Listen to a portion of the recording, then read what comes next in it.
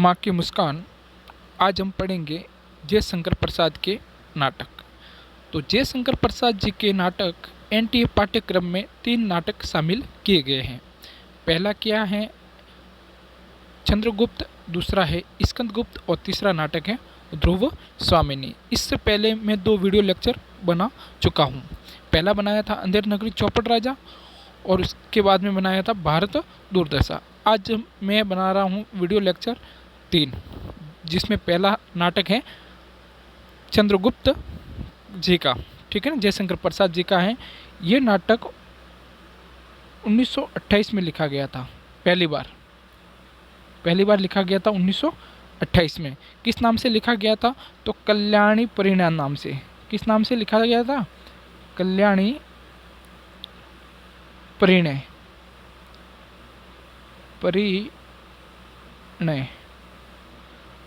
कल्याणी परिणय नाम से लिखा गया था।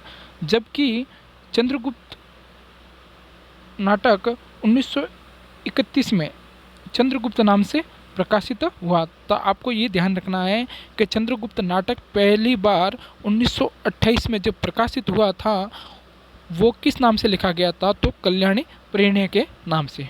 आ गया समझ में? ये नाटक 4 अंकों में विभाजित है। कितने अंकों में? 4 अंकों में। जो चंद्रगुप्त नाटक है ना, वो 4 अंकों में विभाजित हैं। 4 अंक, जिसमें कुल 44 दृश्य हैं। कितने दृश्य हैं? 44।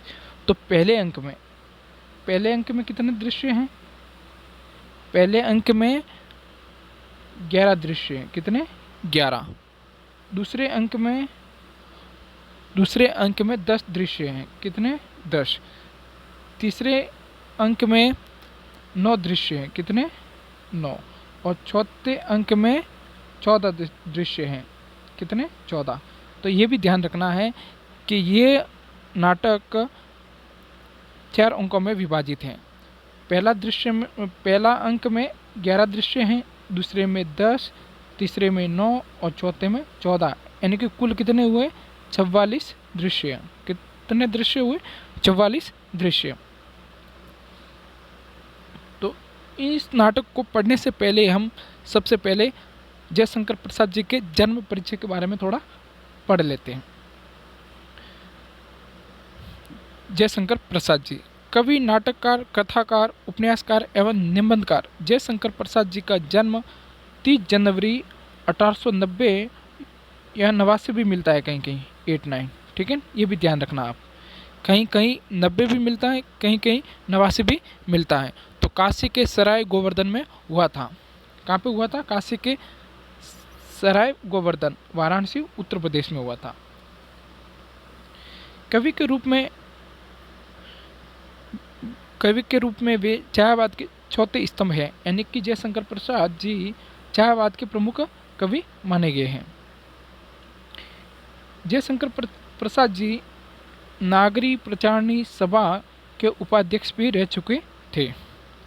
जयशंकर प्रसाद जी अपनी काव्य रचना ब्रज भाषा में कलाधर नाम से करते थे। किस नाम से? कलाधर नाम से।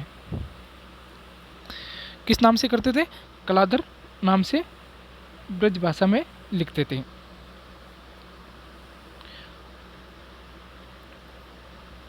इस यात्रा का अंत खड़ी बोली की आधुनिक कविता में छायावाद के प्रवर्तक के रूप में हुआ। तो शुरुआत में जयशंकर प्रसाद जी ब्रज भाषा में कलाधर नाम से लिखते थे, लेकिन अंत में आते आते वो खड़ी बोली का प्रयोग भी करने लगे थे।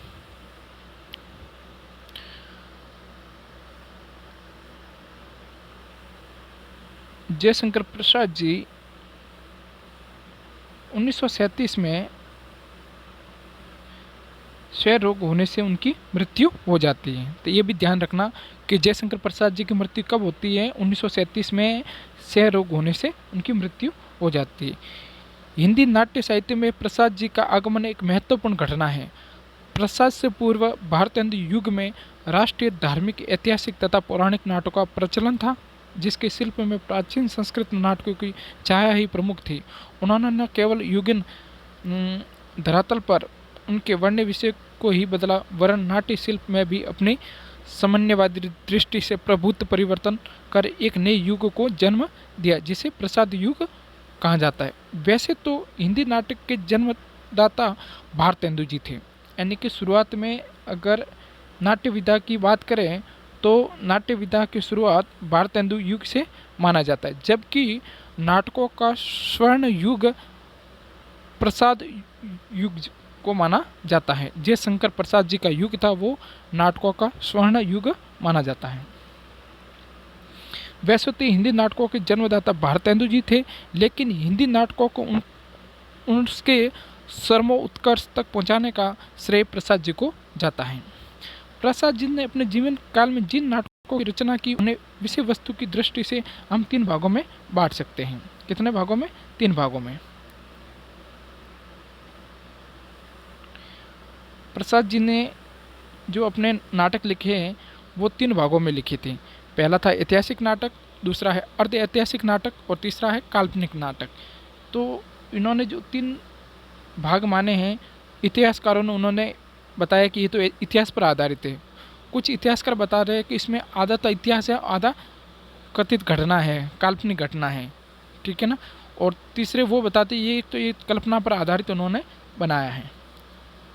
तो ऐतिहासिक नाटक, ऐतिहासिक नाटक सबसे पहला जो लिखा था वो करुणालय था 1912 में। करुणालय, जिसको हिंदी का पहला गीति नाट्य भी कहते हैं। इस करुणालय नाटक को हिंदी का पहला करुणालय नाटक है वो हिंदी का पहला गीति नाट्य भी कहते हैं। ये भी ध्यान रखना कि करुणालय नाटक है वो 1912 में लिखा गया था, जिसको हिंदी का पहला गीति नाट्य भी कहते हैं। फिर उसके बाद में जयशंकर प्रसाद जी ने कल्याणी नाटक लिखा, 1912 में कल्याणी नाटक लिखा ऐतिहासिक नाटकों में। फिर उसके बाद में राज्यश्री नाटक लिखा 1915 में। फिर उसके बाद में अजातशत्रु लिखा 1922 में। फिर उसके बाद में स्कंद गुप्त नाटक लिखा। स्कंद गुप्त नाटक कब लिखा? 1928 में, जो एनटी पाठ्यक्रम में ये भी शामिल है। ये नाटक 5 अंकों में विभाजित है। कितने अंकों में विभाजित है? स्कंद गुप्त 5 अंकों में, और उसमें 33 दृश्य, कितने? 33 दृश्य हैं। कितने दृश्य हैं? 33 दृश्य हैं।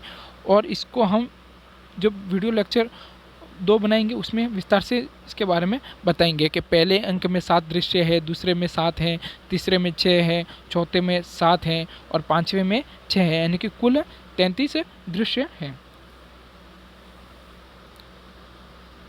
फिर उसके बाद में है जयशंकर प्रसाद जी के अर्ध ऐतिहासिक नाटक।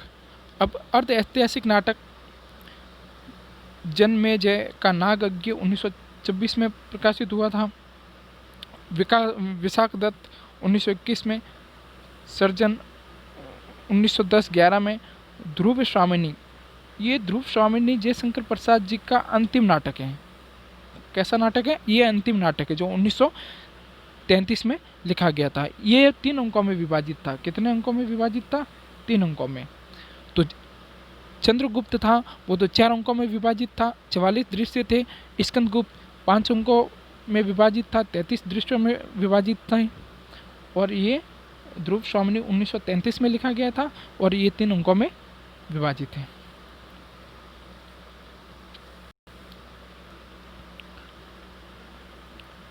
फिर है काल्पनिक नाटक।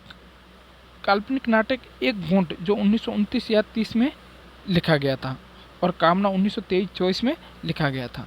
अब हम पढ़ेंगे चंद्रगुप्त नाटक के बारे में। तो चंद्रगुप्त नाटक पहली बार जब लिखा गया था, प्रथम बार, वो कल्याणी परिणय के नाम से 1928 में लिखा गया, जबकि फिर जयशंकर प्रसाद जी ने उसको ऐतिहासिक मानते हुए फिर चंद्रगुप्त नाम से उन्होंने प्रकाशित करवाया 1931 में। तो इसमें यह नाटक 1931 में प्रकाशित हुआ। चंद्रगुप्त नाट्य रचना प्रसाद जी के एक उत्तम रचनाओं में से एक है। यह नाटक 4 अंकों में विभाजित है। कितने अंकों में विभाजित है? 4 अंकों में, जो इतिहास के 3 घटनाओं को उल्लेखित करता है। प्रथम 3 घटना कौन कौन सी है? अलचंद्र का आक्रमण, नंद कुल की पराजय और सेल्यूकस का प्रभाव, इस तर्क पर इसका विभाजन किया गया है। ये नाटक मौर्य साम्राज्य के संस्थापक चंद्रगुप्त मौर्य के उत्थान की कथा नाट्य के रूप में वर्णन है। इसमें यह नाटक चंद्रगुप्त मौर्य के उत्थान के साथ साथ उस समय के महाशक्तिशाली राज्य मगध के राजा घनानंद के पतन की कहानी का भी इसमें वर्णन है। यह नाटक चाणक्य के प्रतिशोध और विश्वास की कहानी का भी इसमें वर्णन है। ये नाटक राजनीतिक, कूटनीति, षड्यंत्र, घात, आघात, प्रतिघात, द्वेष, घृणा, महत्वाकांक्षा, बलिदान और राष्ट्र प्रेम की कहानी का भी इसमें वर्णन है। यह नाटक ग्रीक के विश्व विजेता सिकंदर या अलेक्जेंडर या अलचंद्र के लालच, कूटनीति की कहानी का भी इसमें वर्णन है। यह नाटक प्रेम और देश प्रेम के लिए भी एक बलिदान की घटना का भी इसमें उल्लेख मिलता है। यह नाटक त्याग से सिद्ध हुई राष्ट्रीय एकता की कहानी कहता है। और मैंने आपको पहले ही बता दिया है, यह नाटक प्रारंभ में कल्याणी प्रणय के नाम से लिखा गया था 1928 में। अब इस नाटक में कुछ प्रमुख पात्र हैं, पुरुष पात्र हैं और महिला पात्र हैं। तो एनटी पाठ्यक्रम में कभी कभार पुरुष पात्रों का या स्त्री पात्रों का भी जिक्र कर लेते, ठीक है। पुरुष पात्र: चाणक्य, चंद्रगुप्त, नंद, राक्षस, वररुचि, सक्टार, आंबिक, सिंहरण, पर्वतेश्वर, सिकंदर, फिलिप्स, मौर्य सेनापति, एनिसाक्रिटीज, साइबर्टियस, देवबल, नागदत्त, गणमुख्य, गांधार नरेश, सेल्यूकस और दांडायन। चाणक्य का दूसरा नाम विष्णुगुप्त भी मिलता है और कौटिल्य भी मिलता है। ये मौर्य साम्राज्य का निर्माता है तथा एक ब्राह्मण जो प्रतिशोध चाहता है। होता क्या है कि जो चाणक्य हैं वो ब्राह्मण जाति के हैं, जबकि घनानंद एक क्षत्रिय हैं। तो घनानंद जब के दरबार में चाणक्य जाते हैं तो उनको अपमानित करके वहाँ से दरबार से उनको निकाल देते हैं। तो फिर चाणक्य एक प्रतिज्ञा करते हैं कि जब तक मैं तेरा नाश नहीं कर दूंगा तब तक मैं अपनी सिर की चोटी कभी बांधूंगा नहीं। फिर वो चंद्रगुप्त मौर्य के दरबार में चले जाते हैं। उनको बड़ा उनके गुरु भी होते हैं चंद्रगुप्त मौर्य के, चाणक्य। फिर उनको शिक्षा वगैरह देते हैं, फिर उनका नाश करने के लिए उनको प्रोत्साहित करते हैं। तो चाणक्य विष्णुगुप्त मौर्य साम्राज्य का निर्माता तथा एक ब्राह्मण जो प्रतिशोध चाहता है। और इसमें दूसरा मुख्य पात्र है चंद्रगुप्त जो मौर्य सम्राट हैं। नंद, घनानंद, यहाँ से नंद का मतलब घनानंद से, ठीक है ना, ये भी ध्यान रखना। नंद कौन है? घनानंद से, जो मगध का सम्राट है। राक्षस मगध का अमात्य है। वररुचि कात्यायन, वररुचि का दूसरा नाम है कात्यायन जो मगध का अमात्य है। तो ये भी अमात्य हैं। सक्टार मगध का मंत्री है। आंबिक तक्षशिला का राजकुमार है। आंबिक कौन है? तक्षशिला का राजकुमार। और सिंहरण कौन है? मालवगण का कुमार नेता तथा चंद्रगुप्त का सहपाठी व मित्र हैं। तो ये भी ध्यान रखना कि चंद्रगुप्त मौर्य के सहपाठी या मित्र कौन है? तो सिंहरण। पर्वतेश्वर पंजाब का राजा है। पंजाब यानी पोरस का राजा है, ठीक है। सिकंदर ग्रीक विश्व विजेता। फिलिप्स सिकंदर का सत्रप हैं। मौर्य सेनापति चंद्रगुप्त के पिताजी हैं। एनिसाक्रिटीज सिकंदर का सहचर हैं।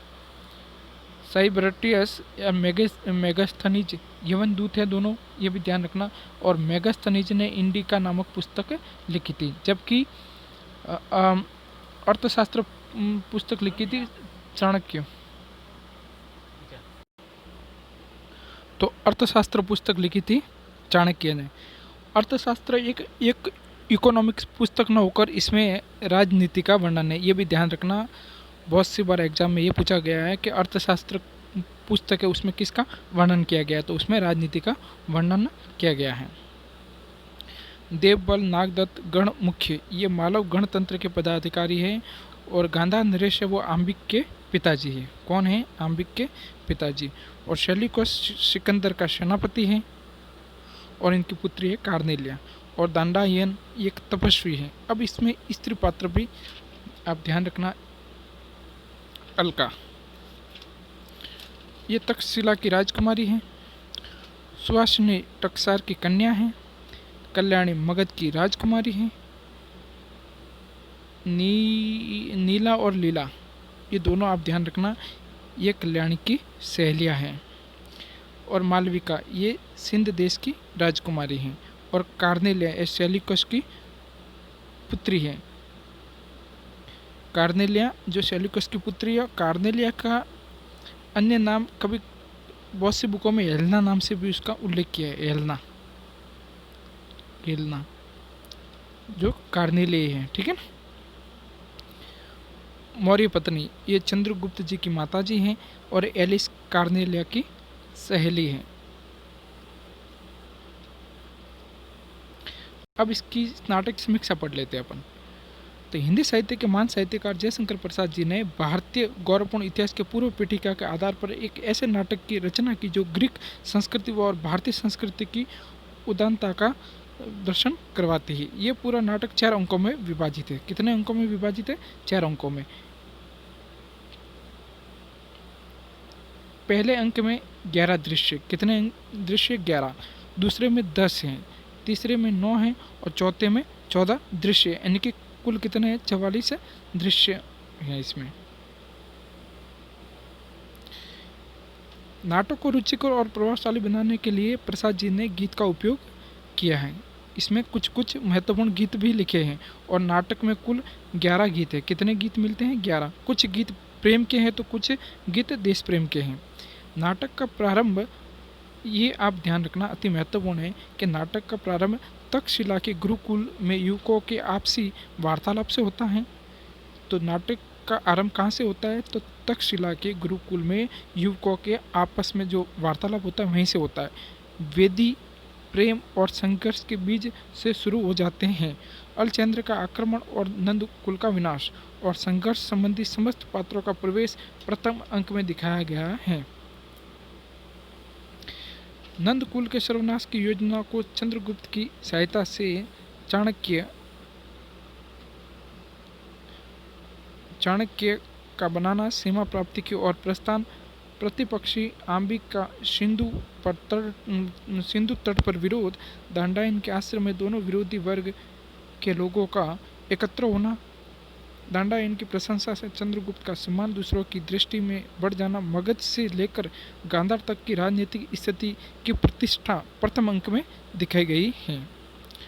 दूसरे अंक में किसका वर्णन मिलता है? तो दूसरे अंक में पश्चिमोत्तर सीमा प्रांत की राजनीतिक वस्तु स्थिति को स्पष्ट रूप से दिखाया गया है। समस्त कार्य व्यापारों का केंद्र मगध का पुनः बनने का इसमें उल्लेख भी किया है। अंत में चाणक्य के कुछ चक्र में फंसकर पर्वतेश्वर के प्राणों का अंत हो जाता है तथा कल्याणी भी आत्महत्या कर लेती है। राक्षस तथा सुहासिनी तथा चंद्रगुप्त तथा कार्नेलिया परिणय में बंधकर राजनीति से संन्यास ले लेता है। इसी के साथ नाटक का अंत हो जाता है। तो ये ध्यान रखना कि नाटक का अंत कहाँ से होता है? राक्षस और सुहासिनी, चंद्रगुप्त और कार्नेलिया के विवाह से। तो राक्षस होता है वो सुहासिनी से विवाह कर लेता है, चंद्रगुप्त कार्नेलिया या एलना से विवाह कर लेते हैं। उसके बाद में इसका अंत हो जाता है। ये नाटक राजनीतिक दृष्टि से चंद्रगुप्त का समय आपसी वैमनस्य, ईर्ष्या, फूट और झगड़ा का था। राजा नंद विलासी था जो सुरा सुंदरी में डूबा रहता था। राजा नंद और पर्वतेश्वर विरोध था जो तक्षशिला का राजकुमार शत्रु यक्ष यवनों का समर्थन करता है। छोटे छोटे अनेक गणतंत्र शासक थे परंतु इसका मिलना सरल नहीं था। प्रजा के हृदय में राजा का आतंक छाया रहता था और सच्चा स्नेह, श्रद्धा और सम्मान का भावना था।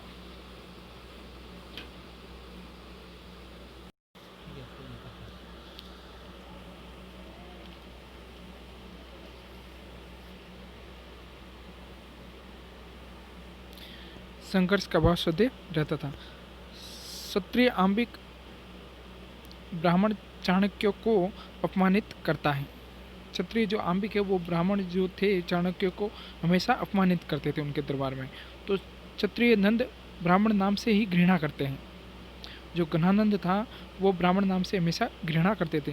ब्राह्मण होने के कारण ही शक्टार के पुत्र का वध नंद द्वारा करवाया गया। इतना ही नहीं, वह चाणक्य के पिता चणक को मगध से निर्वासित कर देता है।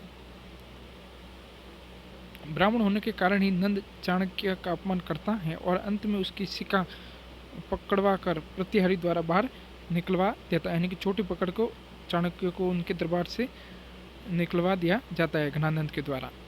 क्षत्रिय और शूद्रों का द्वेष भी दृष्टिगत होता है। पर्वतेश्वर नंद को शूद्र समझता है। पर्वतेश्वर है वो घनानंद को शूद्र समझता है, इसलिए वो उनकी पुत्री कल्याणी से विवाह करने से मुकर जाता है। ठीक है। धार्मिक दृष्टि से बौद्ध और ब्राह्मण धर्म का बोलबाला था और दोनों धर्मों में विरोध था। अमात्य राक्षस बौद्ध धर्म का नहीं था तो चाणक्य ब्राह्मण धर्म का समर्थक था। राक्षस का मत था कि केवल सधर्म की शिक्षा ही मनुष्य के लिए पर्याप्त है और वह तो मगध में ही मिल सकती है। तो कभी कभार कथन में पूछ ले तो आपको ये ध्यान रखना है कि केवल सधर्म की शिक्षा ही मनुष्य के लिए पर्याप्त है और वह तो मगध में ही मिल सकती है। ये कथन किसका है? तो ये है राक्षस का। इसके विपरीत चाणक्य का विचार था कि बौद्ध धर्म ही शिक्षा मानव व्यवहार के लिए पूर्ण नहीं हो सकती, भले ही वह संघ विहार में रहने वालों के लिए उपयुक्त हो। तो चाणक्य के अनुसार राष्ट्र का शुभ चिंतक केवल ब्राह्मण ही कर सकते हैं।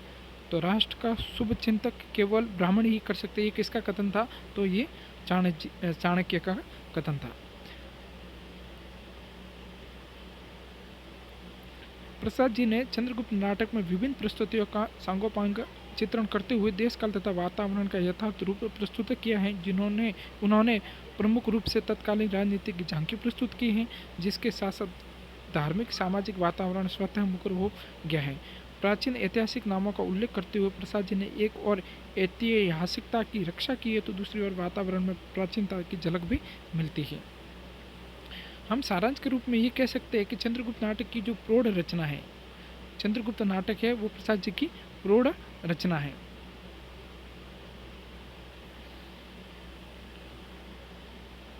जिसके कथानक में विविधता विद्यमान है। इसमें एक तरफ भारतीय संस्कृति की उत्कृष्टता पर प्रकाश डाला है तो दूसरी तरफ राष्ट्र प्रेम का संदेश भी दिया है। एक तरफ नृशंसता, विलासिता और अयोग्य शासक के कुपरिणाम का उद्घाटन किया है तो दूसरी ओर प्रेम, सौहार्द और मित्रता का पाठ भी पढ़ाया गया। अब इस नाटक में महत्वपूर्ण कोई कथन है वो भी ध्यान में रखना है। तो पहला कथन है, प्रथम अंक में प्रथम दृश्य में चाणक्य जी का कथन है कि राजकुमार ब्राह्मण न किसी के राज्य में रहता है। राजकुमार ब्राह्मण न किसी के राज्य में रहता है और न किसी के अन्न से पलता है। स्वराज्य में विचरता है और अमृत होकर जीता है। वह तुम्हारा मिथ्या गर्व है। ब्राह्मण सब कुछ सामर्थ्य रखने पर भी अपनी इच्छा से इन माया स्तूपों को ठुकरा देता है। प्रकृति के कल्याण के लिए अपने ज्ञान का दान देता है। ये कथन किसका है? तो ये कथन है पहले अंक में, पहले दृश्य में चाणक्य का।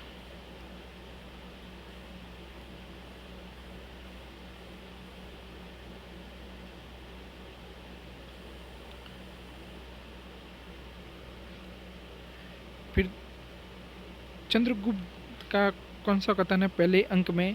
तो चंद्रगुप्त का कथन है कि संसार भर की नीति और शिक्षा का अर्थ मैंने यही समझा है कि आत्मसम्मान के लिए मर मिटना ही दिव्य जीवन है। जो आत्मसम्मान के लिए अगर मर मिट जाता है वही अपना दिव्य जीवन है। ये कथन किसका था? तो ये चंद्रगुप्त मौर्य का कथन है पहले अंक में। फिर सिंहरण का प्रथम अंक में पहले दृश्य में कथन है कि मानव कब दानव से दुर्दांत बन गया, पशु से बर्बर और पत्थर से भी कठोर, और करुणा के लिए निर्विकास हृदय वाला हो जाएगा, नहीं जाना जा सकता। ये कथन है सिंह रण का। सुहासिनी का कौन सा कथन है, ये ध्यान रखना। प्रथम अंक में दूसरे दृश्य में है कि तुम कनक किरण के अंतराल में लुक छिप कर चलते हो क्यों, नतमस्तक गर्व वहन करते, यौवन की धन रस कन ढरते, ये लाज भरे सौंदर्य बता दो, मौन बने रहते हो क्यों, अदरों के मधुर कगारों में, कल कल ध्वनिया की गुंजारों में। तो ये सुहासिनी का गीत है, प्रथम अंक दूसरे दृश्य में। चाणक्य प्रथम अंक पांचवें दृश्य में कथन है, यदि अमात्य ने ब्राह्मण नाश करने का विचार किया हो तो जन्म भूमि की भलाई के लिए उसका त्याग कर दें, क्योंकि राष्ट्र शुभ चिंतक केवल ब्राह्मण ही कर सकते। एक जीव की हत्या से डरने वाले तपस्वी बोध सिर पर मंडराने वाली विपत्तियों से, रक्त समुद्र की आंधियों से आर्यावर्त की रक्षा करने में असमर्थ प्रमाणित होंगे। ये कथन किसका है, तो ये चाणक्य का कथन है। जब घनानंद चाणक्य को अपने दरबार में चोटी से पकड़कर बाहर निकाल देता है, अपमानित कर देता है, उसी समय चाणक्य घनानंद को कहते हैं, खींच ले ब्राह्मण की शिखा, यानी चोटी खींच ले, शूद्र के अंश से पले हुए कुत्ते खींच ले, परंतु ये शिखा नंदकुल की काल सर्पणी है, वह तब तक न बंधन में होगी जब तक नंदकुल का मैं नाश नहीं कर दूंगा। ठीक है, ये चाणक्य का कथन है, पहले अंक में अति महत्वपूर्ण कथन है, ये ध्यान रखना। फिर प्रथम अंक सातवें दृश्य में चाणक्य का कथन है, एक बार निकलने पाता तो दिखा देता, इन दुर्बल हाथों में साम्राज्य उलटने की शक्ति और ब्राह्मण के कोमल हृदय में कर्तव्य के लिए प्रलय की आंधी चला देने की भी कठोरता है। तब मैं आज से प्रण करता हूँ कि दया किसी से न मांगूंगा और अधिकार तथा अवसर मिलने पर किसी पर न करूँगा। ये भी चाणक्य का कथन है। चाणक्य का प्रथम अंक सातवें दृश्य में कथन है, त्याग और क्षमा, तप और विद्या तेज और सम्मान के लिए है, लोहे और सोने के सामने सिर झुकाने के लिए हम लोग ब्राह्मण नहीं बने हैं। ये भी चाणक्य का कथन है, और ये कथन 2019 में पूछा गया है। 2019 की परीक्षा में आया था कि भाषा ठीक करने से पहले मैं मनुष्य को ठीक करना चाहता हूँ। ये प्रथम अंक के सातवें दृश्य में चाणक्य का कथन था, जो 2019 के पेपर में पूछा गया है। अलका का प्रथम अंक में आठवें दृश्य में कथन है कि कुल पुत्रों के रक्त से आर्यावर्त की भूमि सिंचेगी, दानवी बनकर जननी जन्मभूमि अपनी संतान को खाएगी। ये किसका कथन है, अति महत्वपूर्ण है, यह है अलका का कथन है। फिर दांडायन का प्रथम अंक के 11वें जो अंतिम दृश्य है उसका, दांडायन का अंतिम दृश्य जो 11वां अंक है उसका कथन है कि भूमा का सुख और उसकी महत्ता का जिसका आभास मात्र हो जाता है, उसको ये नश्वर चमकीले प्रदर्शन नहीं अभिभूत कर सकते हैं। फिर 11वें दृश्य का है जो प्रथम अंक 11वें दृश्य दांडायन का दूसरा कथन है कि तुम यदि हठात मुझे ले जाना चाहो तो केवल मेरे शरीर को ले जा सकते हो, मेरी स्वतंत्र आत्मा पर तुम्हारे देवपुत्र का भी अधिकार नहीं हो सकता।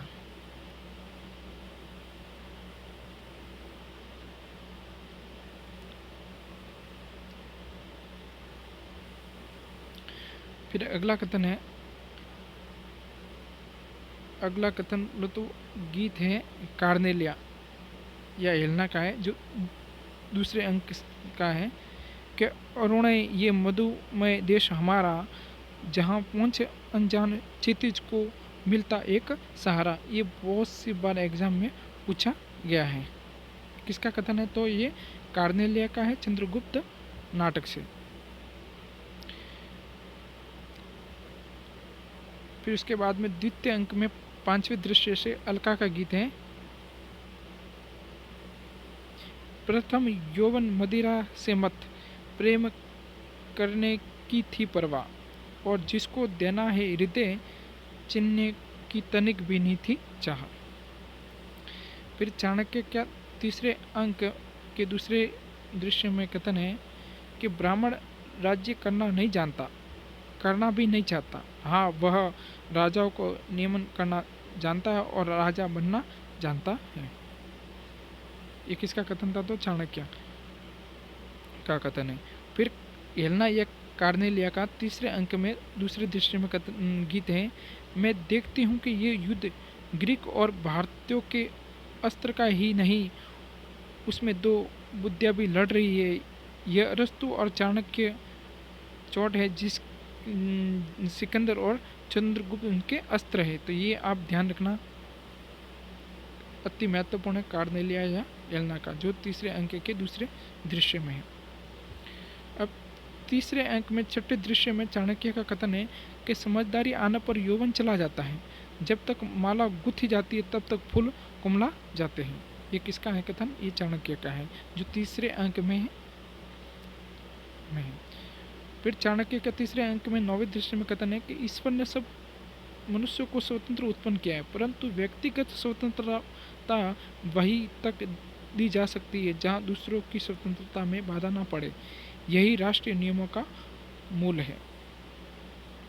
फिर चाणक्य का चतुर्थ अंक में प्रथम दृश्य में कथन है कि महत्वाकांक्षा का मोती निष्ठुरता की सीपी में रहता है। अति महत्वपूर्ण है कि महत्वाकांक्षा का मोती निष्ठुरता की सीपी में रहता है। ये किसका कथन है? तो ये चाणक्य का कथन है चतुर्थ अंक में। फिर चंद्रगुप्त का कथन है चौथे अंक में कि विजयों की सीमा है, परंतु अभिलाषाओं की नहीं। विजयों की तो सीमा है, अभिलाषा की सीमा नहीं है। चंद्रगुप्त मौर्य का कथन है। आशा और निराशा का युद्ध और अभाव का द्वंद्व कोई कभी नहीं, फिर भी न जाने कौन मेरी संपूर्ण सूची में रिक्त चिन्ह लगा देता है। चौथे अंक में चौथे दृश्य में चंद्रगुप्त मौर्य का कथन है। फिर चौथे अंक में चतुर्थ दृश्य में मालविका का कथन है कि ओ मेरी जीवन की स्मृति, ओ अंतर के आतुर अनुराग, बैठ गुलाबी विजन उषा में गाते कौन मनोराग। ये मालविका की पंक्तियाँ हैं को ओ मेरे जीवन की स्मृति, ओ अंतर के आतुर अनुराग, बैठ गुलाबी विजन उषा में गाते कौन मनोराग।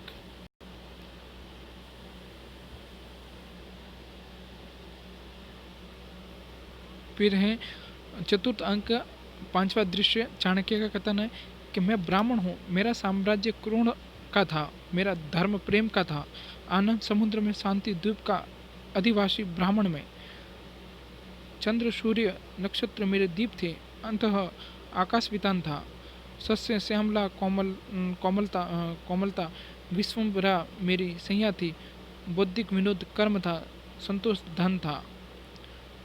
तो ये चाणक्य का कथन था चतुर्थ अंक पांचवें दृश्य में। फिर अलका का गीत है।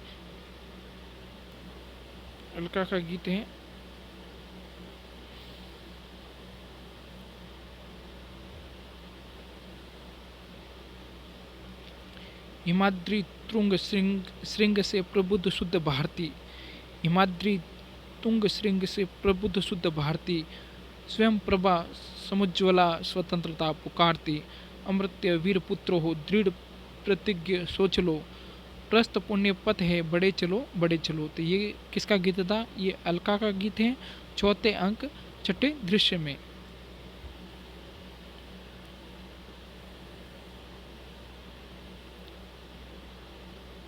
फिर सिंहरण के चतुर्थ अंक में छठे दृश्य में कथन है कि मनुष्य साधारण धर्मा पशु है, विचारशील होने से मनुष्य होता है और निस्वार्थ कर्म करने से वही देवता भी हो सकता है। तो ये किसने कहा था ऐसा?